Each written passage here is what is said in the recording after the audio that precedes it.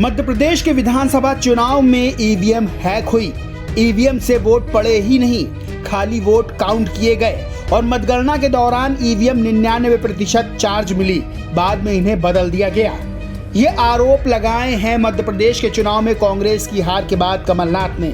मध्य प्रदेश के विधानसभा चुनाव में कांग्रेस की बुरी हार और बीजेपी की प्रचंड जीत का असर अब ईवीएम पर दिखने लगा है। ईवीएम को लेकर कांग्रेस की तरफ से गंभीर आरोपों का दौर शुरू हो गया। कमलनाथ ने ईवीएम को लेकर बेहद ही गंभीर आरोप लगा दिए हैं। कह दिया कि मतगणना के दौरान ईवीएम 99% चार्ज कैसे मिली, क्या इन्हें बदल दिया गया? दरअसल कोई भी इलेक्ट्रॉनिक डिवाइस का प्रयोग होता है तो उसकी चार्जिंग खत्म होने लगती है, लेकिन कमलनाथ का यह आरोप कि मतगणना के दौरान ईवीएम 99% चार्ज मिली, ये बेहद गंभीर है। कमलनाथ ने ईवीएम को लेकर कहा कि कांग्रेस पार्टी जहां बड़े अंतर से हारी, वहां 100 से अधिक ईवीएम मतगणना के समय 99% तक चार्ज मिली, जबकि मतगणना के दौरान 10 घंटे से ज्यादा इनका उपयोग हो चुका था। इसका आशय है कि मतगणना की प्रक्रिया के दौरान इन मशीनों का बिल्कुल उपयोग नहीं हुआ, जो कि किसी भी सूरत में संभव नहीं है। इससे इस बात का शक होता है कि या तो ईवीएम बदली गई या उनके साथ छेड़छाड़ की गई।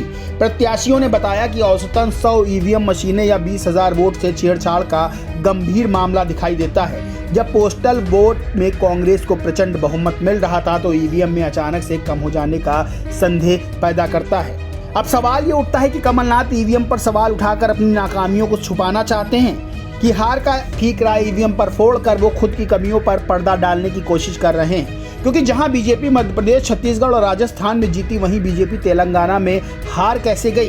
क्योंकि चुनाव तो हर जगह ईवीएम से ही हुए थे।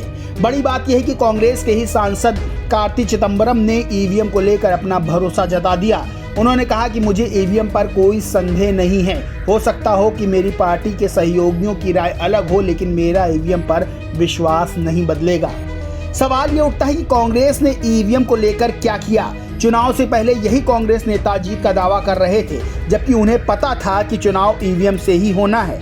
चुनाव हारने के बाद वो ईवीएम पर सवाल खड़े करने लगे, लेकिन ये सवाल तेलंगाना में कांग्रेस की जीत के बाद क्यों नहीं उठे? क्या वहां ईवीएम ठीक थी या फिर वहां बीजेपी जीतना नहीं चाहती थी?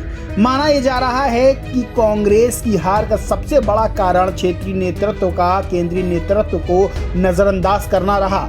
जो बातें निकलकर सामने आ रही हैं वो ये है कि मध्य प्रदेश में कमलनाथ और राजस्थान में अशोक गहलोत जैसे नेताओं ने राहुल गांधी और पार्टी के आलाकमान को अंधेरे में रखा, जिसका परिणाम ये रहा कि हिंदी पट्टी के तीनों राज्य कांग्रेस को गंवाने पड़े। लेकिन जिस तरह से कांग्रेस नेताओं ने ईवीएम पर सवाल खड़े किए हैं, वो खुद में ये सवाल खड़े करते हैं कि चुनाव हारने के बाद ही ईवीएम का रोना क्यों रोया जाता है। अगर ईवीएम पर यकीन नहीं था तो चुनाव से पहले ही ये बात करनी चाहिए थी।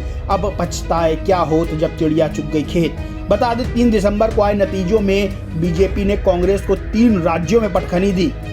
मध्य प्रदेश में 230 सीटों में बीजेपी को 163 सीटें मिली, छत्तीसगढ़ में बीजेपी को 90 में 54 सीटें मिली और राजस्थान में 199 सीटों में 115 सीटें बीजेपी के पाले में गईं। हालांकि तेलंगाना में उसी ईवीएम से कांग्रेस ने शानदार जीत दर्ज की। खैर, ये ईवीएम का मामला ठंडा होता नजर नहीं आ रहा है। देखते हैं कि कांग्रेस ईवीएम को लेकर चुनाव आयोग और सुप्रीम कोर्ट का रुख करती है या नहीं। इस खबर में बस इतना ही। अगर खबर पसंद आई हो तो वीडियो को लाइक करें, खूब शेयर करें और चैनल को सब्सक्राइब करना बिल्कुल ना भूलें।